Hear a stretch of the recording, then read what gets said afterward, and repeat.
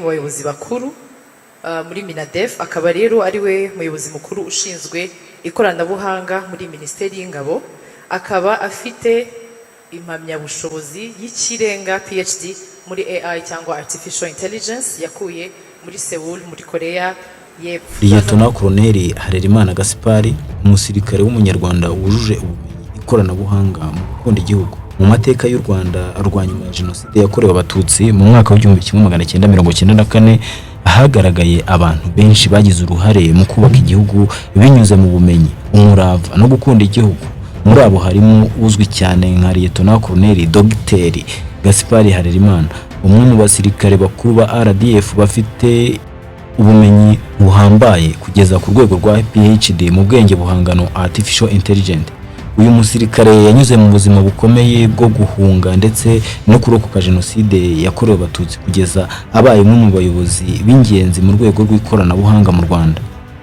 Nk'uko tubikesha Kigali Today, Lieutenant Colonel Gaspard Harerimana yavukiye mu karere ka Muhanga mu mwaka wa 1981.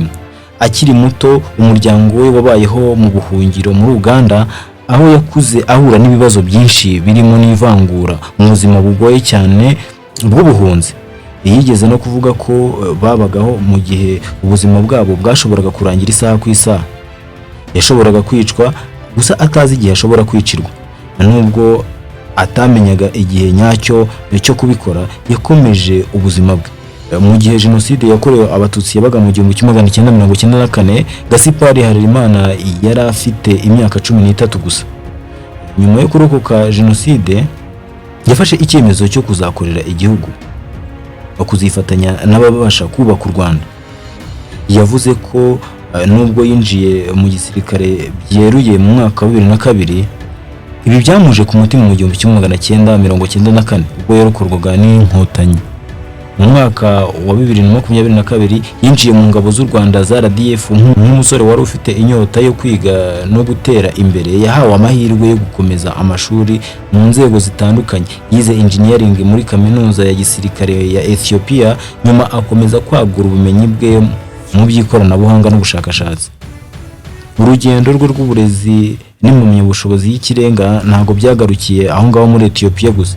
Kimwe mu bintu byatumye Lieutenant Colonel Dr Gaspard Harerimana amenyekana cyane nuko yabaye umwe mu banyarwanda bake cyane bafite impamyabushobozi y'ikirenga ya PhD mu by'ikoranabuhanga rya AI cyangwa se Artificial Intelligence. Yize muri Cornell Mellon University muri Afurika mbere yo kujya muri Seoul muri Korea y'Epfo gukomeza amasomo ya PhD muri AI cyangwa se Artificial Intelligence. Mu gihe isi yari hanganye na COVID-19, yakomeje amasomo ye afite intego yo kuzazana ubumenyi bushya mu by'ubwenge buhangana. Nk'uko tubikesha urubuga inyarwanda.com, kuri ubu Lieutenant Colonel Harerimana ni umwe mu bayobozi bakuru bashinzwe ikoranabuhanga muri RDF ndetse yanabaye umuvugizi mukuru w'igisirikare. Ashinzwe digitalization ubu ngubu. Mu nshingano ze yibanda cyane mu gukoresha ikoranabuhanga rigezweho mu gucunga umutekano n'iterambere ry'ingabo.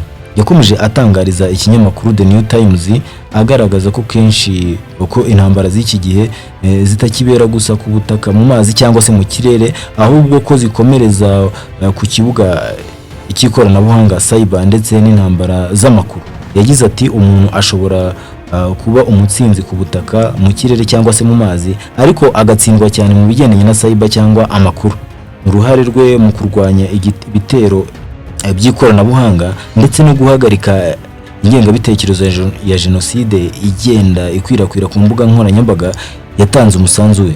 Mu biganiro bye byinshi yagiranye n'ibitangazamakuru bitandukanye ndetse n'inama agira urubyiruko, Lieutenant Colonel Gaspard Harerimana yagaragaje ko ingengabitekerezo ya jenoside yimukiye cyane ku mbuga nkoranyambaga ndetse kandi ko ishobora no gukoresha ubwenge buhangano AI.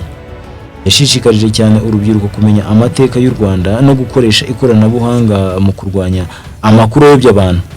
Mu ihuriro yagiranye n'urubyiruko yabasabye gukorera igihugu, kurinda ibyagezweho.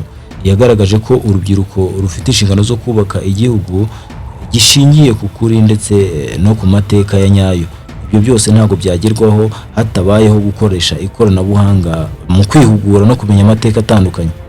Amateka ya Liyetona Koloneli Gaspard Harerimana agaragaza urugendo rw'umwana w'impunzi wabayeho mu bihe bikomeye by'ubuhunzi ndetse akarokoka jenoside, nyuma akaza kwinjira mu gisirikare akiga kugeza ubwo abaye dogita, agize impamyabushobozi y'ikirenga PhD mu bigendanye n'ikoranabuhanga rya AI.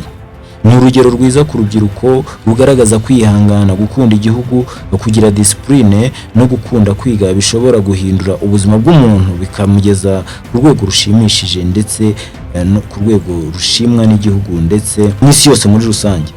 Ngushimiye kubana natwe muri iki kiganiro, nkurarikira gukurikira ibiganiro byacu by'ahazaza.